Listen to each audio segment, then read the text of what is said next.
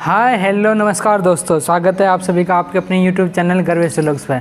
तो दोस्तों, यदि आप अपनी बाइक का टायर चेंज कराना चाहते हैं और सोच रहे हैं कि मैं न्यू टायर ट्यूबलेस डलवाऊं या ट्यूब वाला डलवाऊं, तो आज ये वीडियो आप सब लोगों के कन्फ्यूजन को दूर कर देगी। तो दोस्तों, मैंने अभी अपनी बाइक में आप देख सकते हो, इधर आओ, न्यू टायर डलवाया जो कि अपोलो का है। और दोस्तों, ये अपोलो का एक्टी ग्रिप R1 है। तो आप सब लोग देख सकते हैं, इसकी ग्रिप काफ़ी अच्छी है। और ये दोस्तों, मैंने ट्यूबलेस टायर डलवाया था। ये पहले भी मेरे पास में ट्यूबलेस टायर था, और जो पहले जो मेरे पास था ये MRF का था। दोस्तों देख सकते हो आप, MRF का ट्यूबलेस टायर था। पर दोस्तों, ये मेरी बाइक लगभग 1 से 1.5 साल तक घर में खड़ी रही, इसका ज़्यादा यूज़ नहीं हुआ। तो उसकी वजह से दोस्तों, इस टायर की जो साइड है ना, ये साइड में से इसकी साइड फट गई है। देखो, यहाँ से ये लीक करने लग गया था।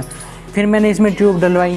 तो जैसे कि ट्यूबलेस टायर के कुछ फ़ायदे होते हैं और कुछ नुकसान भी होते हैं। तो सबसे बड़ा फ़ायदा दोस्तों ये होता है कि भाई, यदि आप पंचर वगैरह हो जाती है आपकी बाइक में, कहीं पे भी आप जा रहे हो हाईवे पे और कहीं पे भी, तो उसके अंदर आपको यानी हवा बिल्कुल नहीं निकलती है। बिल्कुल का मतलब जैसे भाई अपने जो ट्यूब वाले टायर होते हैं उसमें तो पंचर हुआ और बिल्कुल हवा, बिल्कुल अपना टायर फ्लैट हो जाता है, जिससे कि आप थोड़ा सा भी आगे तक नहीं चल पाते।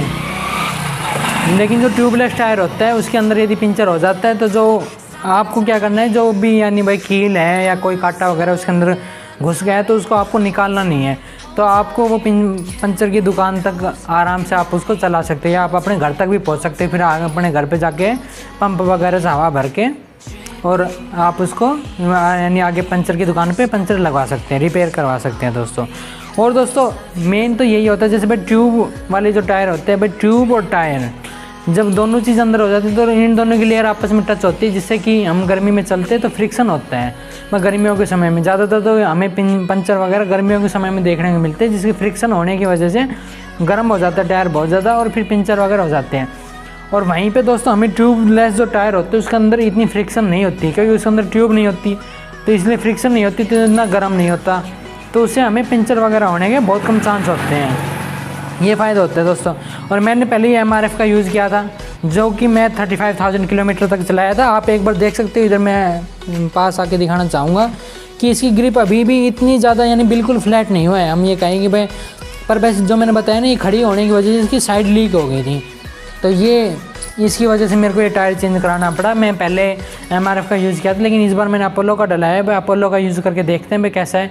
उससे पहले भी मैंने MRF का यूज़ किया था, पर MRF का यही है भाई, ट्यूबलेस वालों में थोड़ी एक तो साइड में कट आ जाता है MRF की में मुख्य रूप से। तो अभी अपोलो को मैं यूज़ करके बताऊँगा कैसा है। और मेरे को लगता है इसकी, मैंने देखा था, एक आधे बंदों से भी पूछा था, तो उन्होंने अपोलो का अच्छे रिव्यू बताए MRF के बारे में, MRF की कंपेयर में। तो एक बार फिर से मैं आपको अच्छे से दिखाना चाहूँगा कि भाई ये MRF का एक्टी ग्रिप R1 टायर है, ट्यूबलेस अपोलो, सॉरी MRF मैंने गलती से कह दिया, अपोलो का एक्टी ग्रिप है ये R1। देखो, एक्टी ग्रिप R1, तो अच्छी इसकी ग्रिप मिलती है हमें। और दोस्तों, ये मेरे को 1650 रुपये का डलवाया मैंने, डलवाई समेत, यानी भाई इसी में, जैसे कि आप कहीं से टायर लेते हो फिर डलवाते हो, तो इसी में इंक्लूड है 1650 रुपये। तो अब आप देखिए आपका कैसा पर्पज़ है। और एक दोस्तों, जो ट्यूबलेस टायर होते हैं ना, उनका ये रहता है कि भाई आपको बहुत सारे जो लोकल, जो बहुत ग्रामीण इलाके हैं ना, उधर आपको उसके पंचर लगाने वाले कम मिलते हैं लोग। वैसे तो अब वो तो एरिया वाइज की बात है, यदि आपके एरिया में ट्यूबलेस टायर को पंचर लगाने वाले आराम से मिल जाए, तो आप, मैं कहूँगा ट्यूबलेस टायर के साथ ही जाएँ। ट्यूबलेस टायर की लाइफ ज़्यादा लॉन्ग टाइम रहती है ट्यूब टायर के कंपेयर में। तो दोस्तों, आप सब लोगों को ये वीडियो कैसी लगी, ये जानकारी कैसी लगी, कमेंट करके बताएं। और आप अपनी बाइक में आगे आने वाले समय में कौन सा टायर डलवाना चाहेंगे। ये मेरी स्प्लेंडर प्लस था, इसके रियर टायर का साइज़ वैसे 80/118 था।